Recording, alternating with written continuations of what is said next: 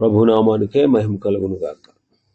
కూడి వచ్చిన మీ అందరికీ, కర్మిల ఆత్మీయ సహవాస సంఘ విశ్వాసులందరికీ మన ప్రభువును ఆయన ప్రియ కుమారుడునైన యేసుక్రీస్తు వారి శ్రేష్టమైన నామంలో శుభములు మరియు అందరికీ వందనాలండి.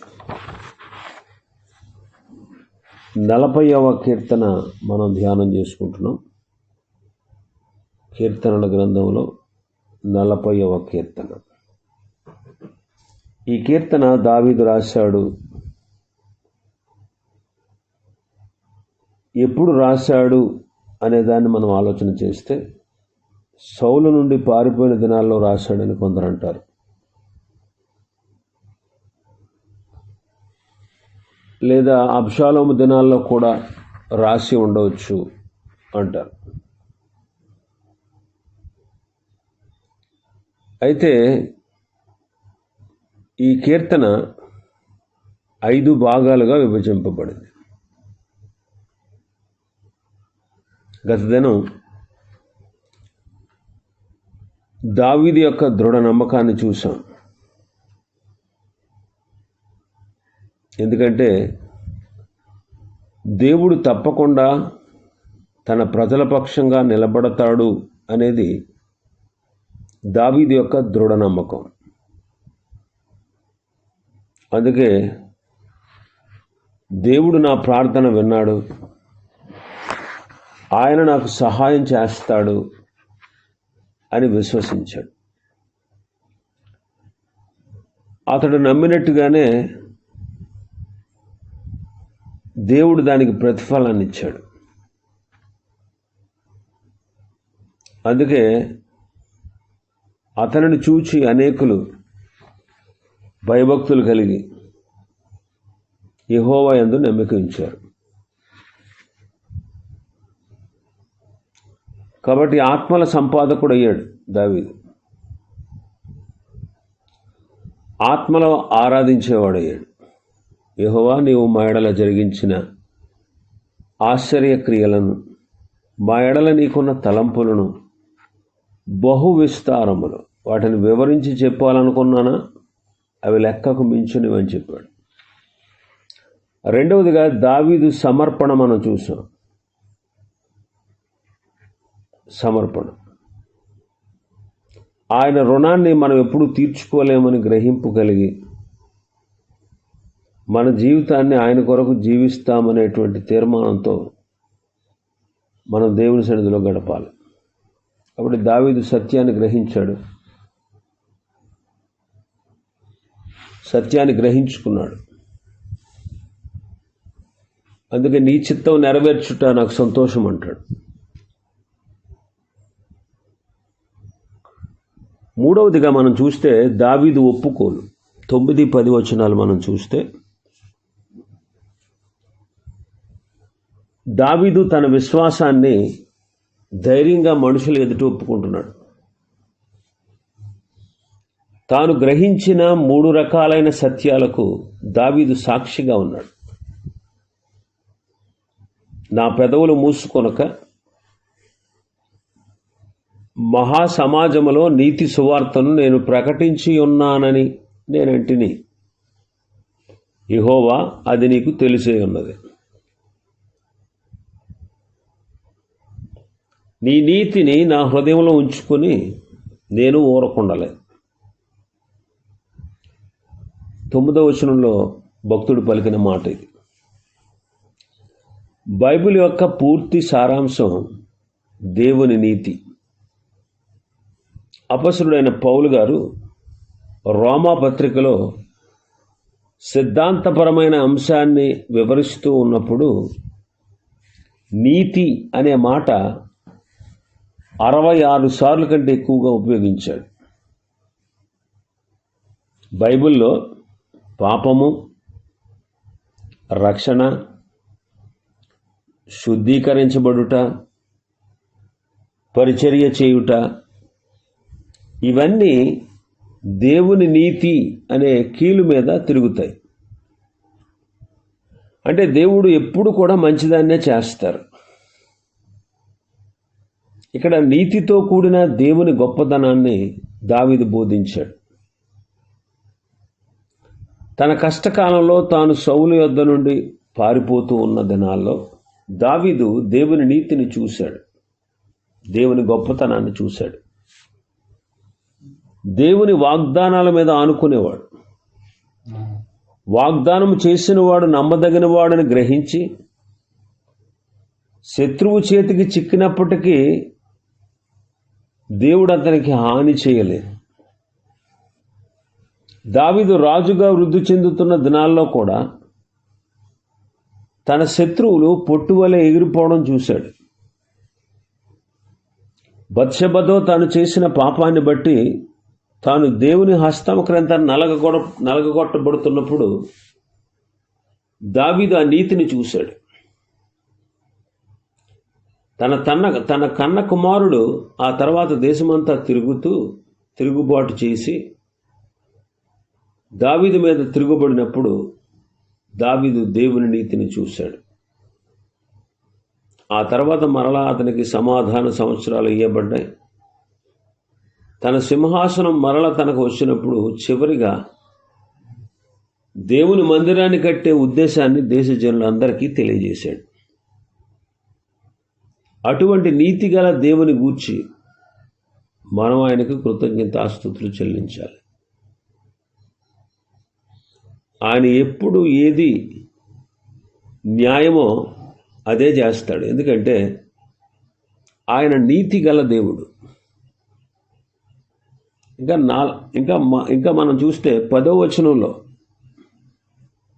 వచనంలో నీ సత్యమును నీ రక్షణను నేను వెల్లడి చేసి ఉన్నాను. నీ కృపను నీ సత్యమును మహాసమాజమునకు తెలుపక నేను వాటిని మరుగు చేయలేదు. ఇక్కడ గమనించాల్సిన విషయం ఏంటంటే దేవుని నీతిని దేవుని దయ నుండి వేరు చేస్తే అది కృపలేని సత్యం అన్నమాట.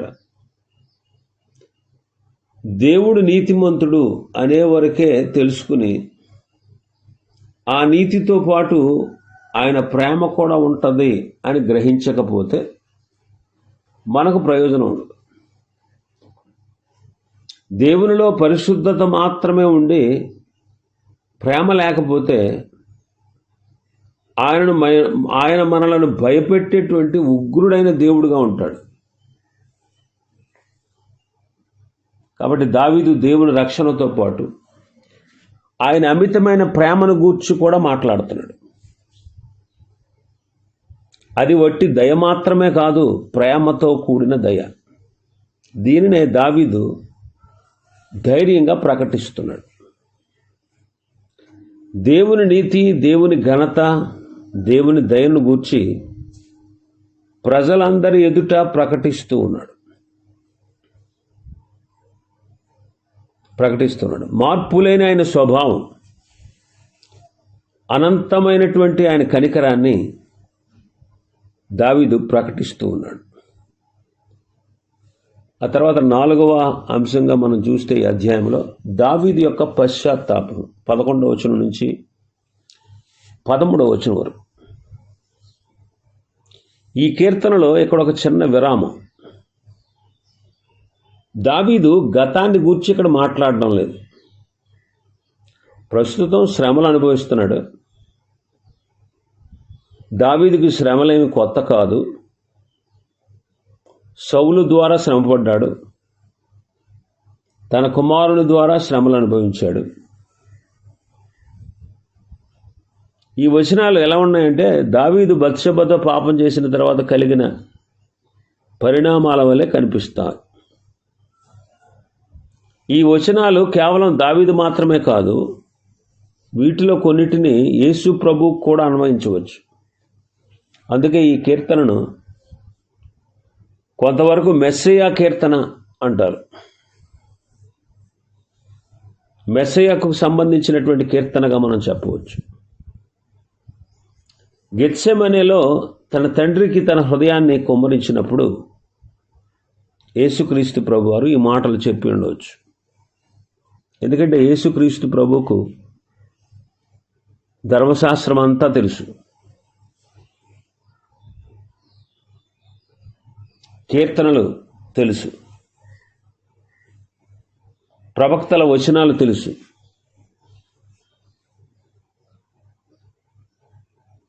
అందుకే ఎక్కువగా వాటినే తన బోధల్లో ఆయన వినియోగించారు. 11వ వచనం మనం చూస్తే, యెహోవా, నీవు నీ వాత్సల్యమును నాకు దూరము చేయవు, నీ కృపాసత్యములు ఎప్పుడునూ నన్ను కాపాడునుగాక. లెక్కలేని అపాయములు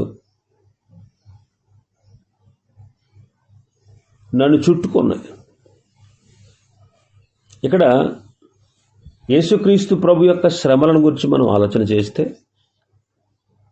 ఇస్కరియోతు యోధ ఇశ్రాయేలు మత నాయకుల పెద్దల నుండి రక్తధనాన్ని అందుకున్నాడు. యూదులు అసలైన రాజు నుండి రొట్టె ముక్కను అందుకున్నారు. యూదుల అసలైన రాజు ఎవరంటే మన ప్రభువైన యేసుక్రీస్తు. ఆయన చేతిలో నుండే వాడు రొట్టె ముక్కను అందుకున్నాడు. సాతానే యోధాలో ప్రవేశించాడు. అప్పటికే యెరూషలేము చీకటి వీధుల్లో అల్లరి మోకను వెంట పెట్టుకుని తిరుగుతున్నాడు. ప్రధాన యాజకుడేమో అసాధారణమైన సమావేశానికి అర్ధరాత్రి సన్హెడ్రిం సభను సమకూరుస్తున్నాడు. యేసుక్రీస్తు ప్రభువారు తాను పొందబోయే శ్రమలను గూర్చి మాట్లాడుతుంటే పేతురు, యాకోబు, యోహానులు నిద్రపోతున్నారు.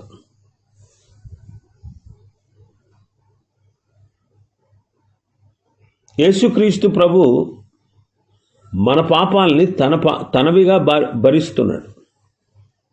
మరికొన్ని గంటల్లో మానవ పాపమంతా కూర్చబడి ఆయన మీద మోపబడబోతూ ఉంది.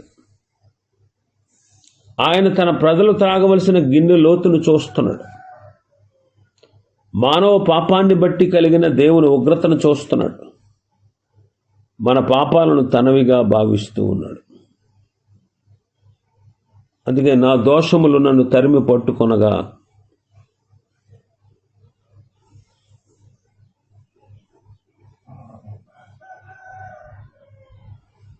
నేను తలెత్తి చూడలేకపోతున్నాను. లెక్కకు అవి నా తల వెంట్రుకలను మించి ఉన్నాయి అంటాడు 12వ వచనంలో. నా హృదయము అధైర్యపడినది అంటారు.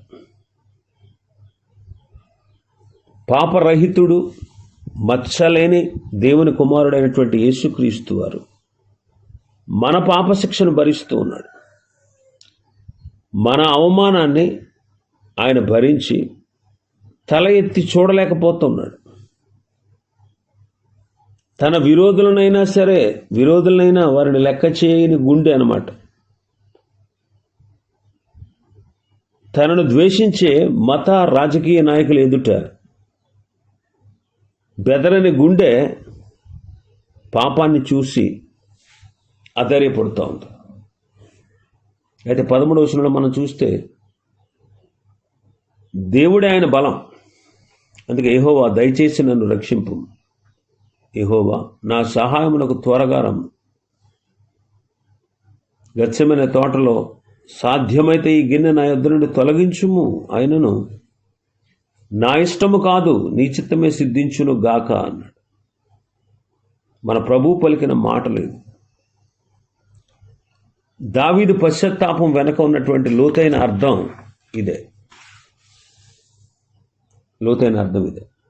5వ అంశంగా ఈ అధ్యాయంలో మనం చూస్తే 14వ వచనం నుంచి 17వ వచనం వరకు మనం చూస్తే దావీదు యొక్క ఓదార్పు మనం చూస్తాం.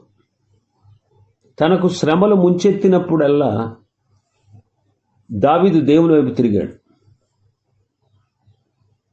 ఆయనను గూర్చి 3 ఆలోచనలతో తన్ను తాను ఓదార్చుకుంటున్నాడు. 14వ వచనం మనం చూస్తే దేవుడు బలవంతుడు అని గుర్తిస్తున్నాడు.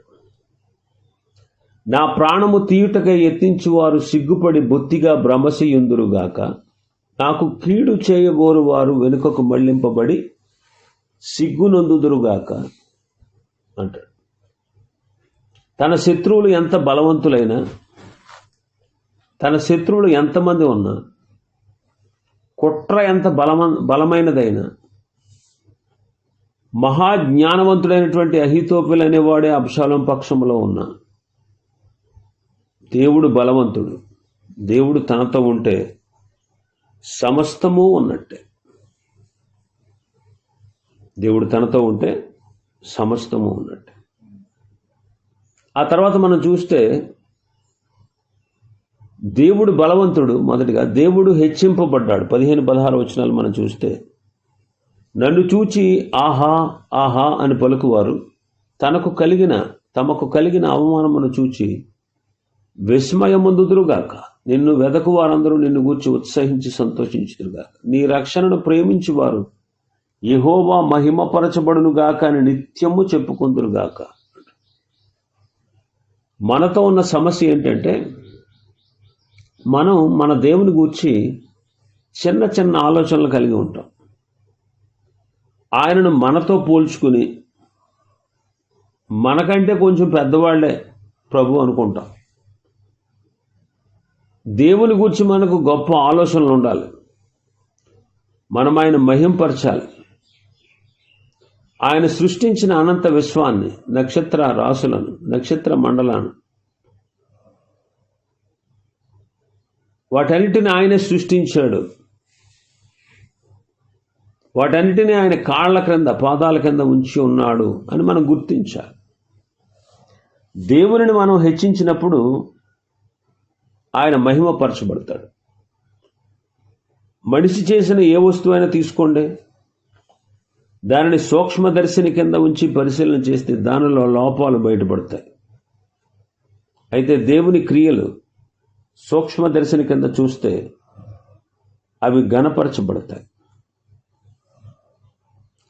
అనేక అద్భుతాలు కనబడతాయి. సూక్ష్మదర్శిని క్రింద చూసే కొలిది ఆయన మహింపరచబడతాడు.